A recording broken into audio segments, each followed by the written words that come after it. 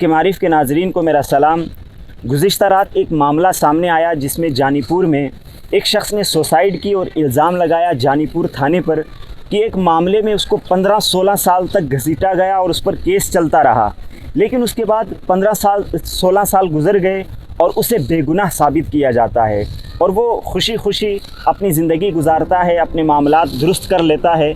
لیکن پھر اس کے بعد دوبارہ سے اس پر کیس لگایا جاتا ہے، جس کی وجہ سے پریشان ہو کر وہ سوسائیڈ کر لیتا ہے اور اپنے آپ کو ختم کر لیتا ہے۔ اسی پر رات بھر پولیس تھانے کے سامنے ہنگامہ چلتا رہا، تمام میڈیا چینل وہاں پر آئے، سب نے ان کی بات اٹھائی، ان کا مدعا اٹھایا، لیکن کسی نے بھی ان کو انصاف دلانے کے لیے قانون کا سہارا نہیں لیا۔ لیکن ہم ڈائریکٹ پہنچے ہیں ایڈوکیٹ جناب احتشام الحق صاحب کے پاس،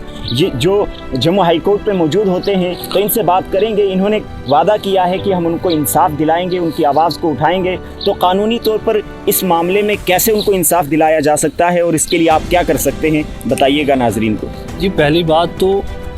اس کو سوسائیڈ کہنا ٹھیک بھی ہوگا یا نہیں، اس پر بات کرنا بہت ضروری ہے۔ ایک انسان جو اپنے عام حالات میں خوشحال زندگی گزار رہا تھا، اگر اس کو کچھ ایسے حالات پیش آتے ہیں کہ جس کی وجہ سے وہ اپنی زندگی کو ختم کرنے پر مجبور ہو جاتا ہے، تو اس کو سوسائیڈ نہیں، اس کو مرڈر کہا جائے گا۔ اور یقیناً یہاں پر اس بات کا اندیشہ ظاہر ہوتا ہے کہ اس انسان کا سوسائیڈ نہیں بلکہ مرڈر تھا۔ یقیناً قانون تو یہ کہتا ہے کہ جب تک پوری کارروائی نہ ہو، اسپیسیفک ڈیٹیلز نہ ہو، ایویڈنس نہ ہو اور پراپر پروزیکیوشن نہ چلے اس کے اگینسٹ، تب تک اس پر کوئی بھی بات کہنا ٹھیک نہیں ہے۔ لیکن یقیناً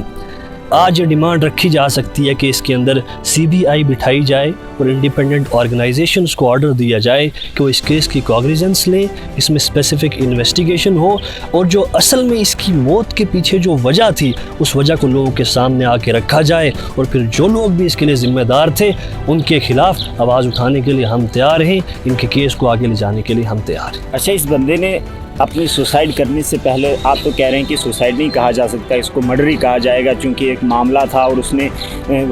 ویڈیو کے ذریعے سے مرنے سے پہلے اس بات کو بھی واضح کیا کہ فلاں کا کیس میرے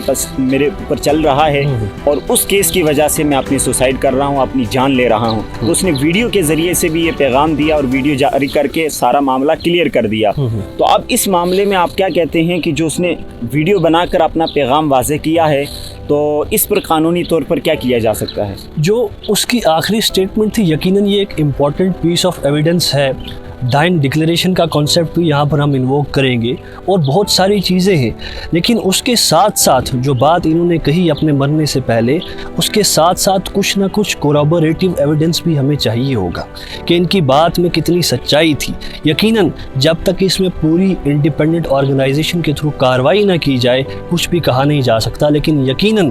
یہ بات جاننا ضروری ہے کہ اس میں بہت سارے ایسے پہلو ہیں کہ جو شک پیدا کرتے ہیں۔ ایک انسان، اچھا خوشحال انسان، اپنی جوانی میں سوسائیڈ کرنے پر مجبور ہو جاتا ہے، تو یقیناً کچھ ٹھوس وجہیں ایسی ہوں گی جن کی وجہ سے وہ مجبور ہوا۔ اس پر انویسٹیگیشن کرنے کی ضرورت ہے۔ یہ آخری ویڈیو ایک اسپیسیفک، ایک امپورٹنٹ پیس آف ایویڈنس ہے، لیکن اس کے ساتھ ساتھ کارروائی کی جانی چاہیے جس سے ثابت ہو سکے کہ وہ کون سی اصل وجہیں تھیں، اور پھر جو لوگ اس کے ذمہ دار تھے ان کو قانون کی سلاخوں کے پیچھے ڈالا جا سکے اور ان کے خلاف کارروائی کی جا سکے۔